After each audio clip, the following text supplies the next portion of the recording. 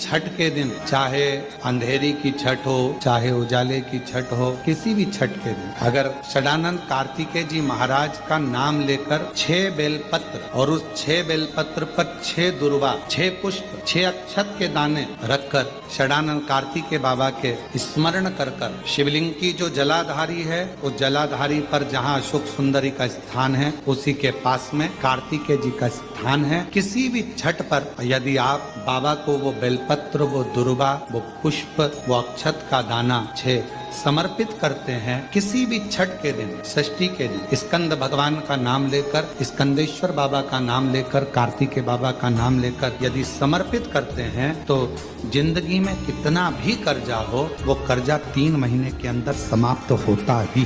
कितना भी कर्जा, साथ में आपका परिश्रम, साथ में आपकी मेहनत और आपकी दृढ़ता। शीतला माता की पूजन होती है ठंडे समय में, शीतल समय में।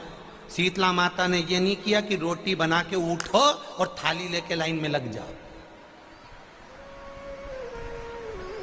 तुम देखना, शीतला माता की पूजन करने लोग जाते ना शीतला सप्तमी, शीतला अष्टमी पे, बस 11 बजे तक तो रोटी बनाती रहेगी, सामान बनाती रहेगी। 1-1.5 घंटा में ठंडा हुआ, 12:30 बजे उठ के सीधे लाइन में लग जाएगी, जल्दी से पूजन करके सो जाऊंगी, काम खत्म।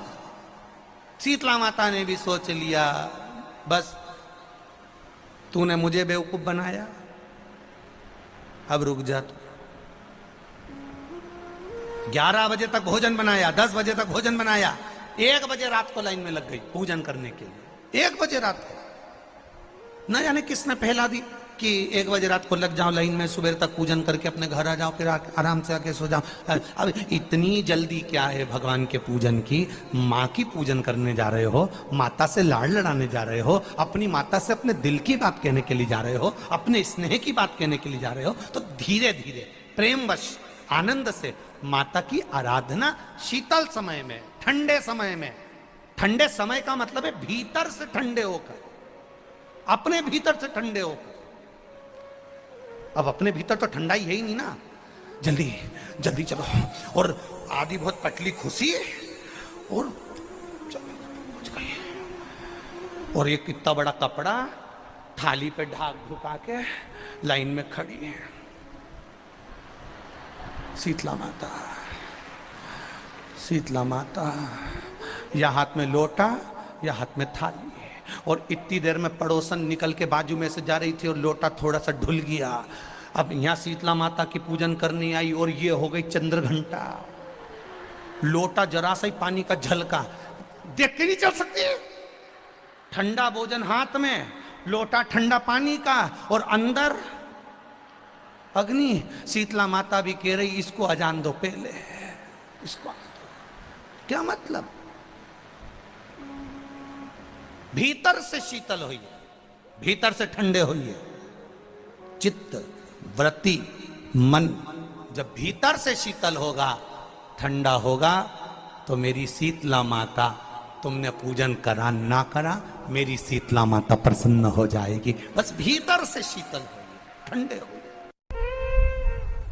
तो जब माता उमा जब प्रगटी तो उनका केश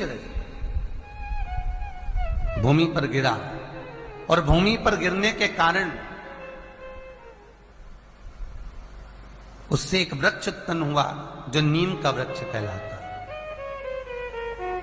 मेवाड़ी का वृक्ष कहलाता। इसलिए साउथ में, दक्षिण में नीम के वृक्ष को स्वयं देवी का प्रतिबिंब माना जाता है। नीम के वृक्ष को स्वयं माता का प्रागट्य उत्सव माना जाता है। नीम के वृक्ष को स्वयं देवी का भाव वर्णित किया जाता है। और बहुत सुंदर बात है महाराज जी, जिसके शरीर में माता निकल गई हो, दाने दाने पड़ गए हो पूरे शरीर में, बुखार भी बहुत तेज आ रहा हो, और पूरे शरीर में माता जी निकल गई हो, 1 लोटा पानी जिसके शरीर में माता जी निकली है उसके पास में रख दो, और वो पानी उठाकर नीम के पेड़ में उस व्यक्ति के ऊपर से 7 बार उतार के नीम के पेड़ में डाल दो। 3 दिन के अंदर उसकी माता, जो शरीर में निकली हुई है, दाने दाने पड़े हुए हैं, जो बुखार बहुत तेज आ रहा है, उसमें धीरे धीरे आराम मिलना प्रारंभ हो जाता है। यहां तक शास्त्र कहता है कि किसी व्यक्ति को अचानक बहुत तेज बीमार आ गया, बहुत तेज बुखार आ गया, या एकदम, हम तो यहां तक कहेंगे कि ये वायरस चल रहा है, महामारी चल रही है, और कंठ में भी आपको अगर जलन पड़ रही है, कंठ रुक रहा है, बुखार बहुत तेज आ रहा है, शरीर में ताप है, डॉक्टर को दिखाओ मना नहीं है, सब कुछ करो मना नहीं है, पर एक लोटा पानी अपने ऊपर से उतार कर 21 बार नीम के पेड़ में ले जाकर नाम गोत्र बोलकर डाल दीजिए, और नीम के पेड़ के नीचे की मिट्टी को अपने कंठ पर लगा लीजिए। 20 से 25 मिनट बाद आपको आराम लगना प्रारंभ हो जाएगा। ये उमा देवी का जो पूजन का विधान है, उस विधान में कोई गर्म चीज की महत्वता नहीं है क्या? कोई गर्म चीज की महत्वता? फिर भी दुनिया के लोग अपनी बुद्धि लगाकर माता की जब पूजन करने जाते हैं तो वहां अगरबत्ती भी जलाते हैं और दिया भी जलाते हैं। अब एक तरफ तो तुम माता को ठंडा पानी का भोग लगा रही हो, एक तरफ तो ठंडा भोजन चढ़ा रही हो, एक तरफ तो ठंडे का प्रयास कर रही हो, और ऊपर से माता को तुम दिया लगाकर, अगरबत्ती लगाकर तुम माता को सम्मुख में गर्म तत्व को प्रदान कर रही हो, और फिर आकर कहती हो कि मेरा बच्चा क्यों बीमार पड़ता है, मेरे पति को आगे बार बार ये कष्ट क्यों आता है, घर में लोग चिड़चिड़े क्यों हो जाते हैं, घर में लोग क्लेश क्यों करते हैं, आखिर कारण क्या है? तो कारण तो तुम खुद हो कि जो चीज लिखी है वो ना करते हुए दुनिया जो कर रही है तुम वो करना चाहते हो। तुम भगवान की पूजन उस विधान से नहीं करना चाहते जो विधान शास्त्रों में।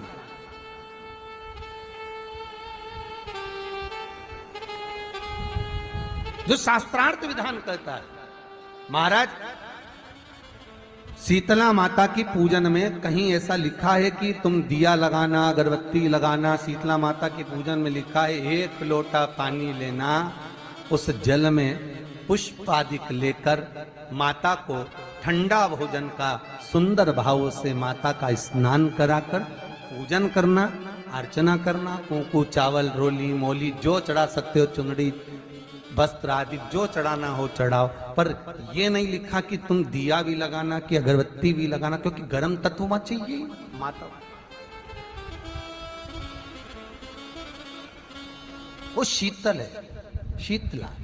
और अगर तुम दिया लगा भी रहे हो, मान लो दिया अगर तुम लगा भी रहे हो तो उसके सम्मुख ना लगे, उससे दूर, बहुत दूर।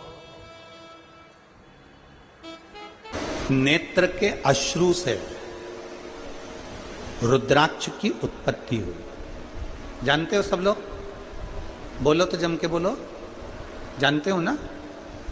फिर भगवान शंकर के नेत्र अश्रु से अंधकासुर की उत्पत्ति हुई, जानते हो सब लोग? बोलो जम के बोलो, ठीक है। तीसरा, भगवान शंकर के क्रोध नेत्र अग्नि की ज्वाला से, उनके अश्रु से ज्वारासुर की उत्पत्ति हुई। ज्वारासुर जिसको एक असुर का भी नाम दिया जाता है, ये जो बुखार आता है ना, ज्वर आता है, जो बुखार आता है, इसको भी असुर के गिनती में लिया गया, ज्वरासुर। और इस ज्वारासुर को शांत करने के लिए माता शीतला को प्रकट किया गया। और आप गुरुग्राम वासियों के लिए तो बड़ा सौभाग्य का विषय है कि माँ शीतला आपके गुरुग्राम में आशीर्वाद देने के लिए सदा विराजमान रहती है। बोल शीतला माता की, शीतला माता की।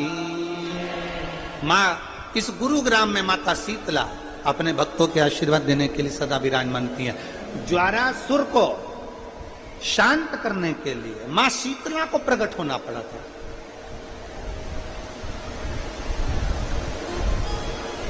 माँ शीतला को प्रकट किया।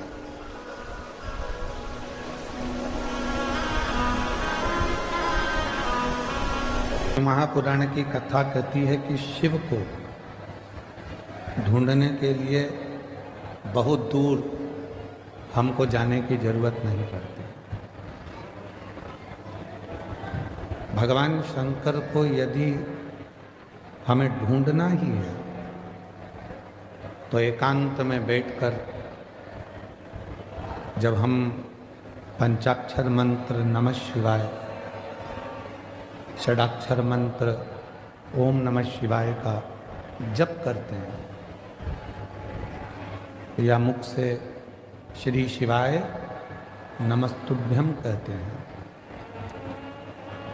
तो जितनी मौनता में, जितनी शांति में हम शिव को ढूंढने का प्रयास करते हैं, उतनी ही जल्दी शिव हमारी उन श्वासों में से हमको दर्शन जरूर देता है।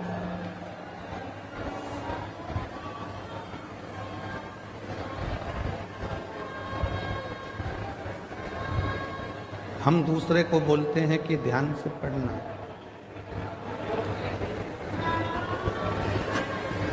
हम दूसरे से बोलते हैं कि ध्यान से पढ़ाई करो, ध्यान से गाड़ी चलाना, ध्यान से काम करना। और ऐसा नहीं है कि केवल एक या दो ही लोग ऐसा बोलते हैं, बहुत सारे लोग। आप अपने बच्चों से भी कहते हो ध्यान से पढ़ो, ध्यान से पढ़ाई करो, ध्यान से गाड़ी चलाओ, ध्यान से काम करो। पर शिव महापुराण की कथा कहती है कि पहले हम दूसरे से कह सकते हैं कि ध्यान से काम करो, ध्यान से गाड़ी चलाओ, ध्यान से पढ़ाई करो, पर शिव पुराण की कथा कहती है कि पहले अपने को भी, अपने ऊपर भी ध्यान देना जरूरी है। कहीं हम अपने पथ से तो नहीं भटक रहे, कहीं हम अपने पथ से तो नहीं भटक रहे।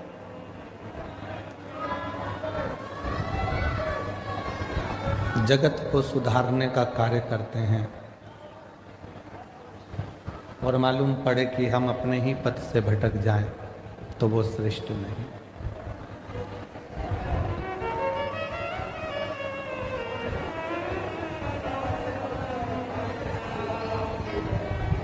एक बहू सोचती है कि मैं मेरे घर में जाऊंगी ससुराल में तो मैं मेरे ससुराल को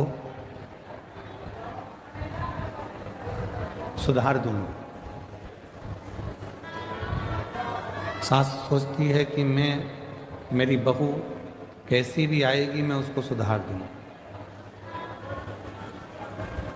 पर शिव महापुराण की कथा कहती है, भगवान शंकर की कथा कहती है कि तुम्हें दूसरे को सुधारने की जरूरत ही नहीं पड़े।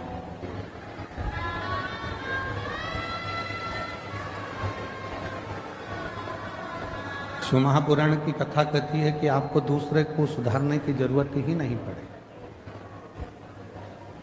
जरूरत है हमें अपने आप को सुधारने की, जरूरत है हमें अपने आप को सुधारने की। गायत्री परिवार वाले कहते हैं हम सुधरेंगे, जम के बोलो, तो युग सुधरेगा। हम बदलेंगे, युग बदलेगा। अर्थात गायत्री परिवार में कहा जाता है कि हम सुधरेंगे, युग सुधरेगा, मतलब हमको सुधारना स्वयं को जरूरी है।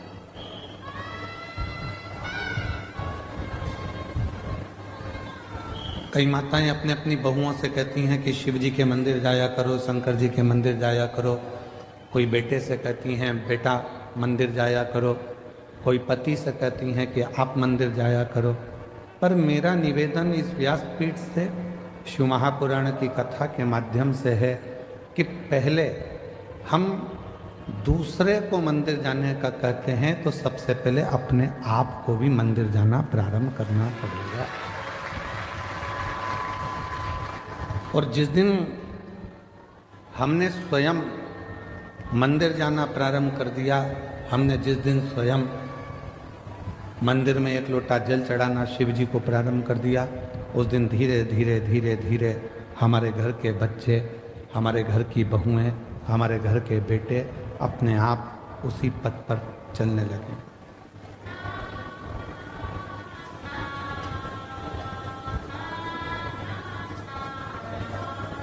हम कहते तुम करो, बेटा तू मंदिर जा, बहू तू मंदिर जा, पर हम स्वयं ना जा पाए तो वो श्रेष्ठ नहीं। हमें खुद को जाना पड़ेगा, हमको स्वयं को पहुंचना पड़ेगा। और तेरे मंदिर में आना मेरा काम है, मेरी बिगड़ी बनाना तेरा काम है। जब आप अपना पिता मानकर भगवान शिव को, कालाधिपति महाकाल को, मेरे ओघड़दानी विश्वनाथ को, मेरे कुबरेश्वर महादेव को, मेरे शंकर भगवान को अपना पिता मानकर उसके करीब में जाकर बैठोगे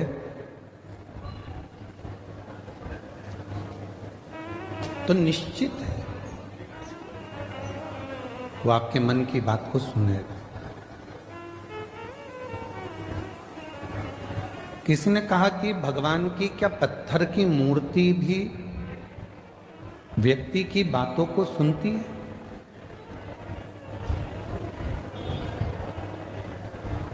क्या पत्थर की मूर्ति हम जो कहेंगे वो सुनेगी? क्या वृक्ष हमारी बातों को सुनते हैं? क्या पशु पक्षी हमारी बातों को सुनते हैं? क्यों नहीं? एक घर की स्त्री, घर की नारी जब तुलसी जी में जल चढ़ाती है और प्रसन्न चित्त होकर जल चढ़ाती है तो तुलसी के पत्ते भी प्रसन्नता का भाव दर्शाते हैं। पीपल के वृक्ष में भी आप अगर प्रसन्न होकर जल चढ़ाते हो तो पीपल का वृक्ष भी प्रसन्नता देता। बट वृक्ष में आप प्रसन्न होकर जल चढ़ाते हो तो बट वृक्ष भी प्रसन्नता का भाव देता। बेलपत्री का छोटा सा पौधा है, उसमें आप प्रसन्न होकर जल चढ़ाइए तो वह बेलपत्र भी प्रसन्नता का भाव देता।